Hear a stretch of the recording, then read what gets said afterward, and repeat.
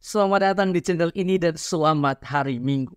Sahabat-sahabatku yang terkasih, beberapa waktu yang lalu Keuskupan Agung Jakarta meminta agar paroki-paroki tidak melaksanakan misa hari Rabu Abu pada tanggal 14 Februari tahun depan 2024 di pagi hari guna mendukung kesuksesan pemilu 2024.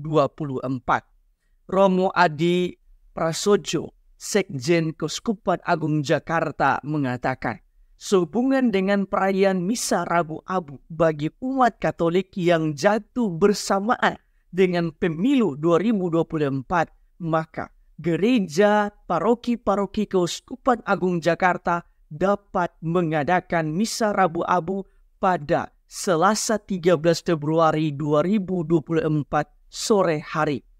Ketika berita ini beredar di media sosial, ada banyak tanggapan yang kurang setuju dari sejumlah netizen.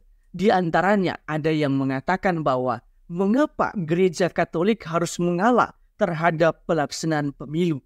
Kenapa bukan pemilu yang dimajukan sehari?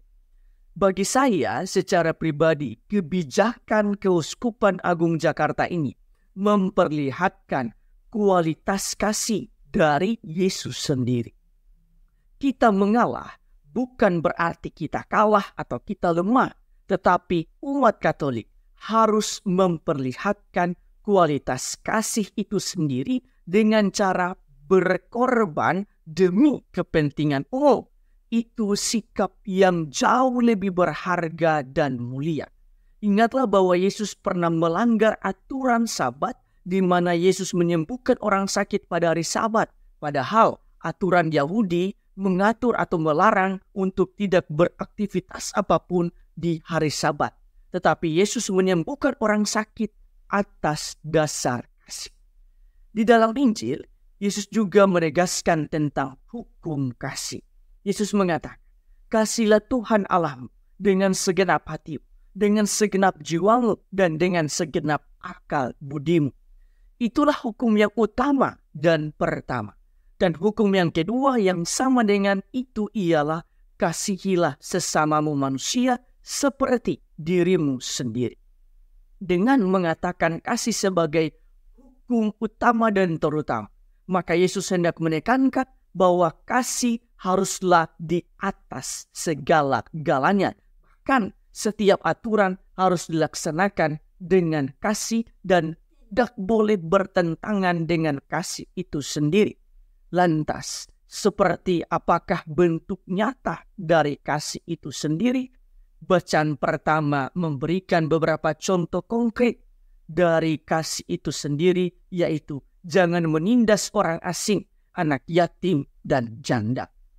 Mereka semua adalah orang-orang sederhana yang patut diberikan perhatian.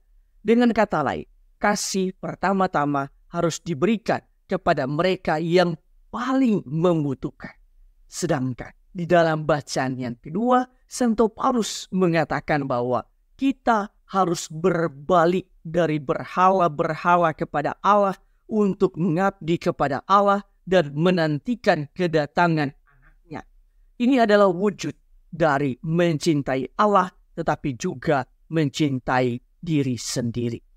Sahabat-sahabatku yang terkasih, berdasarkan bacaan-bacaan hari ini, marilah kita merenungkan sejumlah remah permenungan.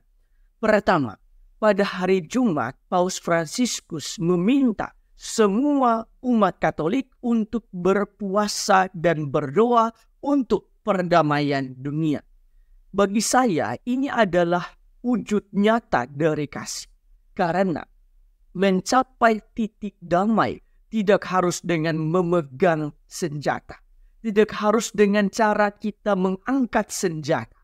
Yesus mengajarkan kepada kita untuk mengatasi kejahatan dengan jalan kasih melalui doa dan puasa. Karena itu, marilah kita bertekun di dalam doa dan puasa untuk perdamaian dunia saat ini. Kedua, di dalam bacaan yang kedua, Santo Paulus menyinggung tentang berhala-berhala. salah satu berhala yang terkadang tidak kita sadari ialah ego kita sendiri. Ego untuk tidak mengasihi orang lain dengan cara dendam, dengan cara tetap mempertahankan dendam, benci, dan segala sesuatu yang berlawanan dengan kasih. Kita belajar untuk bisa menangkal ego kita dan berusaha memaafkan serta mengampuni siapa saja yang telah membuat kita benci dan marah terhadap mereka.